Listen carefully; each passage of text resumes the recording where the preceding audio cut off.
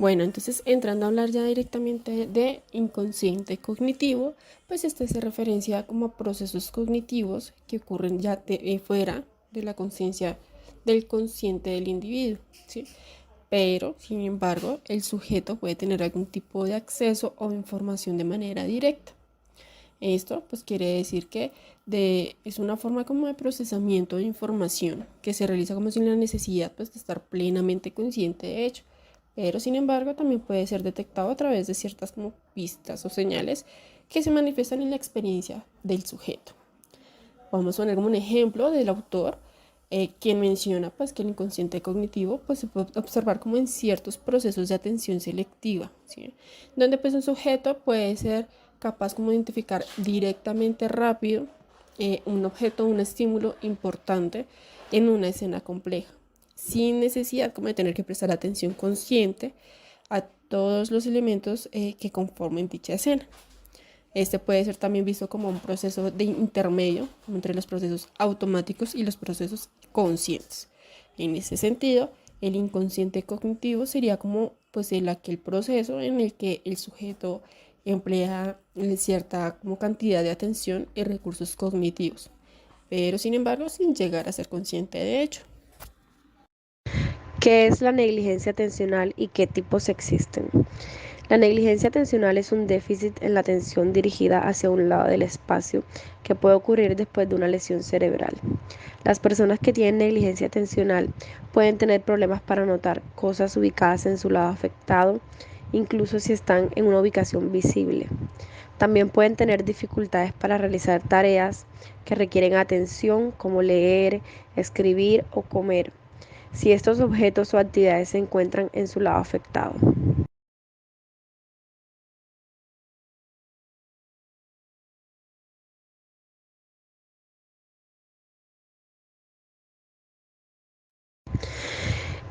Existen 4 y de ellas se derivan algunas. 1. Negligencia, atención o negligencia sensorial, heminegligencia o heminatención sensorial. Es una condición en la que una persona tiene dificultades para notar, prestar atención o procesar información sensorial en un lado del cuerpo o en una parte específica del campo visual. Esta condición suele ser resultado de lesiones cerebrales como un accidente cerebrovascular y puede afectar la movilidad y la capacidad para llevar a cabo actividades cotidianas. La negligencia de atención se manifiesta de diferentes formas, como la incapacidad para realizar tareas que impliquen el uso del lado afectado del cuerpo, ignorar objetos o personas que se encuentran en el lado y tener dificultades para leer o escribir en el lado afectado de una página. Extinción sensorial. Es un trastorno que afecta la percepción y procesamiento de estímulos sensoriales, especialmente de aquellos que se presentan simultáneamente en diferentes sitios del cuerpo. Es decir, una persona con extinción sensorial puede tener dificultades para detectar o procesar información sensorial en un lado del cuerpo cuando se presenta un estímulo similar al otro. Entre los síntomas más comunes de la extinción sensorial están la incapacidad para percibir la presencia de un objeto o estímulo del lado afectado, incapacidad para identificar un estímulo específico que se presenta al mismo tiempo que otro en el lado contrario, pérdida de sensibilidad especialmente del lado afectado, dificultad para distinguir entre diferentes tipos de estímulos como la temperatura y la presión. Negligencia personal. Es una forma de negligencia espacial que se caracteriza por la falta de conciencia o reconocimiento de la mitad del cuerpo propio. Las personas con heminegligencia personal pueden tener dificultades para darse cuenta de que tienen una parte de su cuerpo, la mayoría de las veces el lado izquierdo, e incluso pueden sentir que su cuerpo es incompleto. Se produce cuando el cerebro es dañado en las áreas que controlan la percepción y conciencia de su propio cuerpo. Los síntomas de la heminegligencia personal pueden incluir falta de reconocimiento de la mitad del cuerpo propio, negación de la incapacidad para percibir esa mitad del cuerpo, dificultad para realizar tareas con la mano y el brazo del lado afectado, dificultad para moverse y mantener el equilibrio del lado afectado, y negación de la propia discapacidad. 2. Negligencia intencional o negligencia motora. La negligencia motora se refiere a una alteración en la habilidad para planificar, organizar y ejecutar los movimientos voluntarios del cuerpo. Las personas que sufren de negligencia motora pueden tener dificultades para realizar movimientos precisos y coordinados, lo que puede afectar su capacidad para realizar actividades cotidianas como vestirse, cocinar o conducir. Las causas de la negligencia motora pueden incluir lesiones cerebrales traumáticas, accidentes cerebrovasculares o enfermedades neurodegenerativas como la enfermedad de Parkinson. Hemianesia, extinción motora. Es un síntoma de la negligencia motora que se caracteriza por una falta de actividad motora en uno de los lados del cuerpo. Esto significa que la persona afectada puede omitir o ignorar completamente el lado izquierdo o derecho del cuerpo mientras realiza movimientos. Por ejemplo, una persona con hemianesia puede olvidar caminar con uno de sus pies o puede no mover un brazo mientras se peina el cabello. Impersistencia. Se refiere a la dificultad de mantener la concentración en una tarea específica durante un periodo prolongado de tiempo.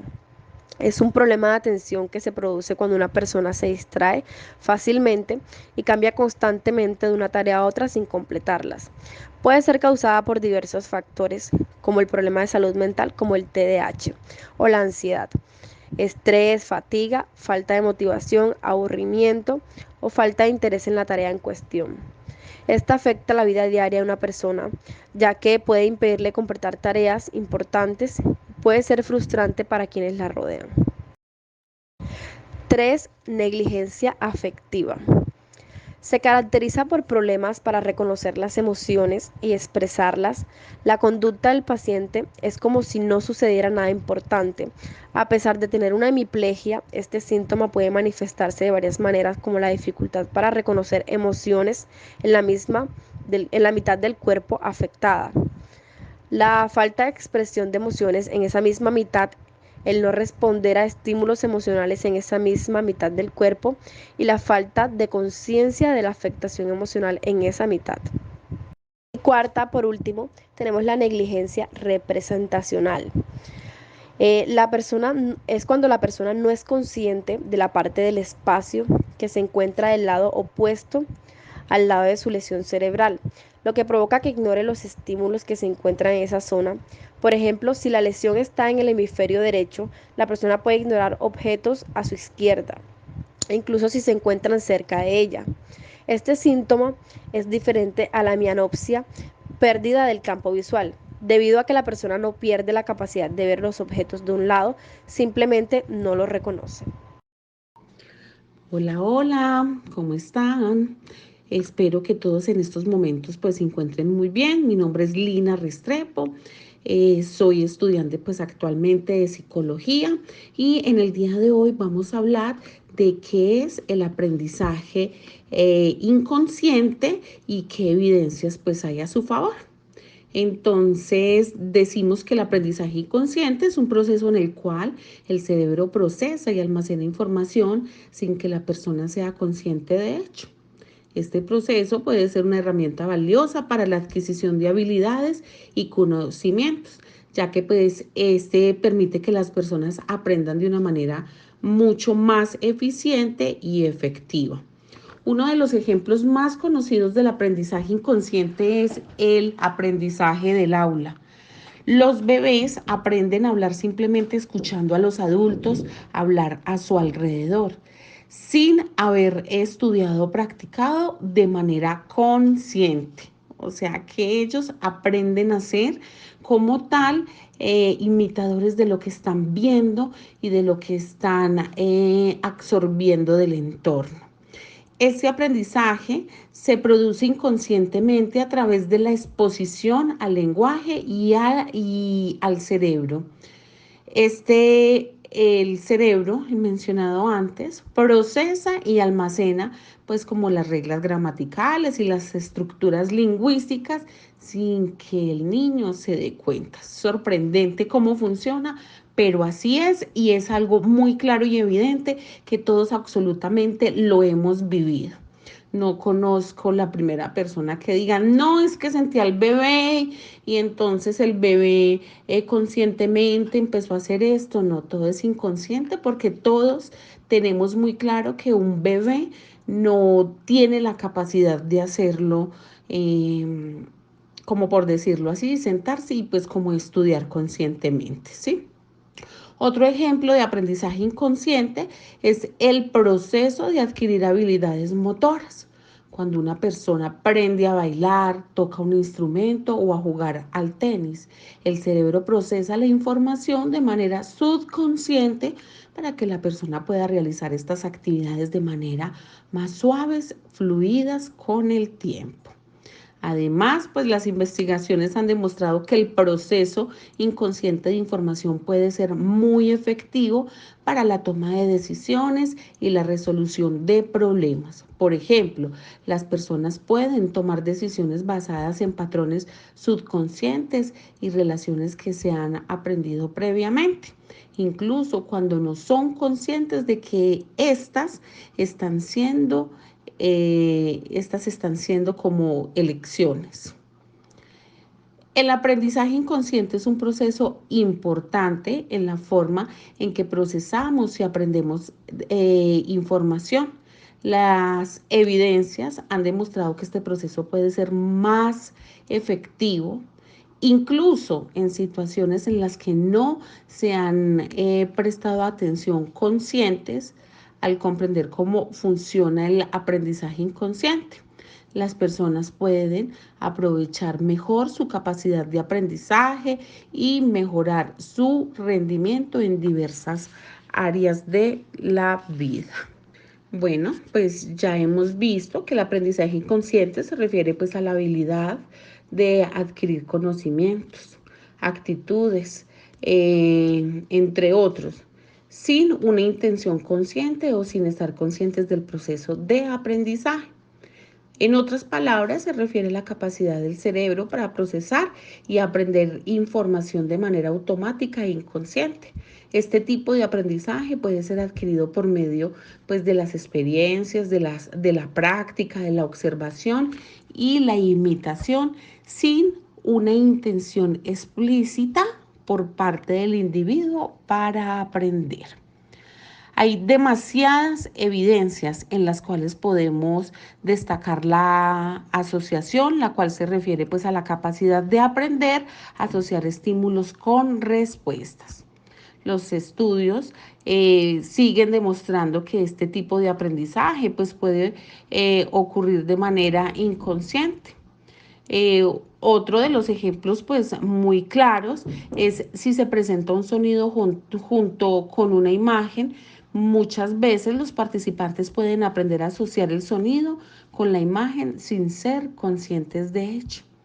También nos sucede cuando una persona la vemos y es característica por eso, entonces luego la asimilamos o la vemos y la reconocemos por ello, porque estamos allí teniendo un aprendizaje inconsciente.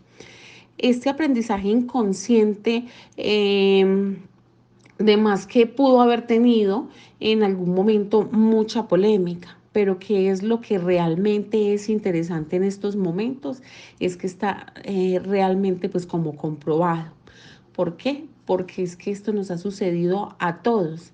Y si usted en estos momentos hace un alto en su camino y verifica todo lo que estamos hablando del aprendizaje inconsciente, usted va a decir, sí, así es. A mí me ha sucedido, lo he visto en este, lo he visto en otro, porque todos los seres humanos hemos aprendido de alguna u otra forma así de esta manera. El aprendizaje cognitivo inconsciente, ¿cierto? Por observación hace referencia pues como a la capacidad de aprendizaje observando a otros. Este tipo de aprendizaje puede ocurrir de manera inconsciente. Por ejemplo, si se muestra a los participantes una serie de movimientos de manos y se les pide de que por favor lo imiten. Los movimientos pues antes hechos, estos pueden aprender a imitar los movimientos inconscientemente.